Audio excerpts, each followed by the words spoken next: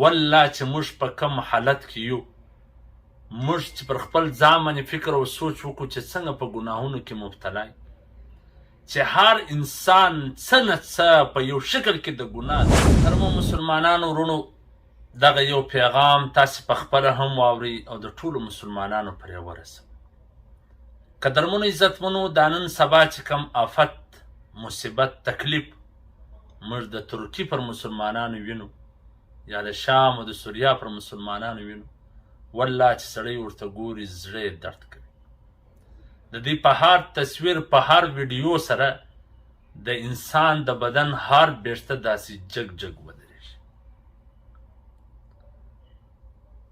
ایا دغه آفت او مصیبت، دا تکلیف په داسې حالت کې باید مسلمان څه وکړي او دا د څه وجې سره راځي؟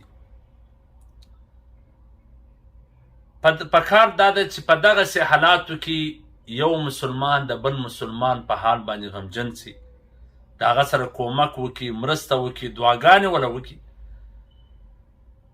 چې الله جل جلاله پر دې دغه تکلیف اسانه کړي، چې کم شهیدان سوي دي هغو ته جنت الفردوس ورپه نصیب کړي، چې کم مریضان دي، ټپیان دي، هغو ته الله جل جلاله صحت کامله ورکړي، او چې کم در اوسه پورې در چتونو لاندې دي د هغو د رایستلو بندوبست الله برابر کړي.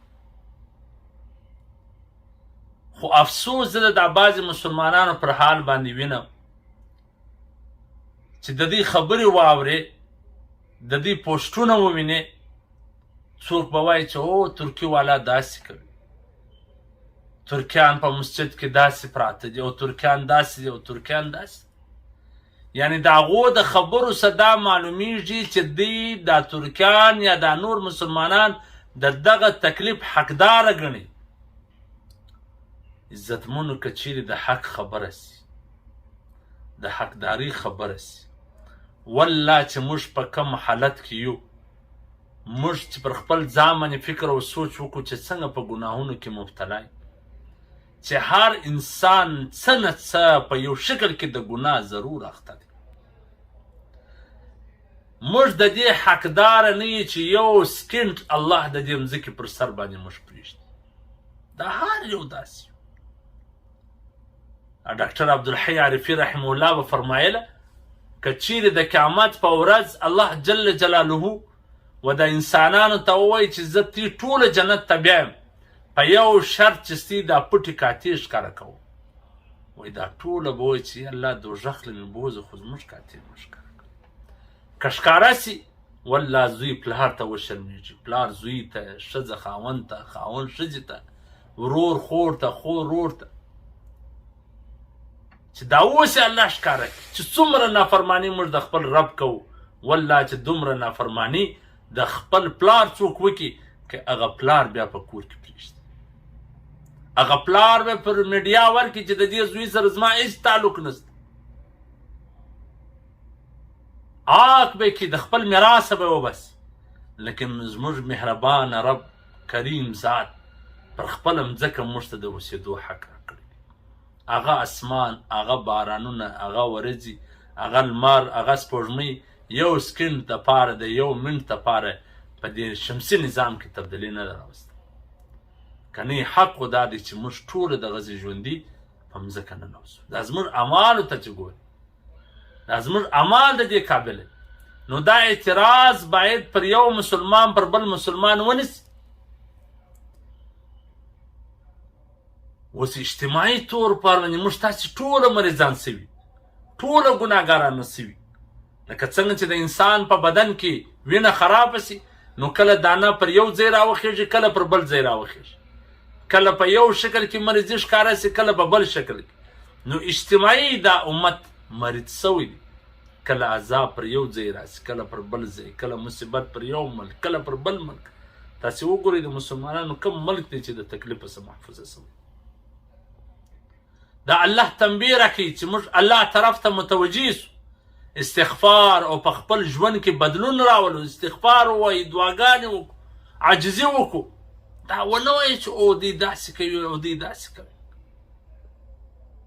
او بل دا سبق مشترک عزتمن چې ګورئ پر دا دنیا اعتماد کول دا داسې دی لکه پر هوا چې اعتماد کوي. په یو منټ کې په یو سکند کې الله اربپتیان کروڑپتیان د امداد په لین کې ودرول. ماښام کروڑپتیانو د بنګلو د جایدادو مالکانو د بلډینګونو مالکانو د یوې جټکې سره هر څه ولاړ. نو دا ټوله فاني د عزتمنو، دا دنیا فاني ده، د دنیا ژوند فاني دی، د دنیا عیش و عشرت فاني دی، د دنیا هر څه فاني دی. موږ ته په هر حال په هر وخت کې د الله طرف ته متوجه کېدل پکار، هر وخت هر څه کېدلی شي. الله دې موږ تاسې ټول مسلمانان د داسې ناګهاني آفت، داسې اچانک مصیبت څخه وساتي. دا دعا کوه.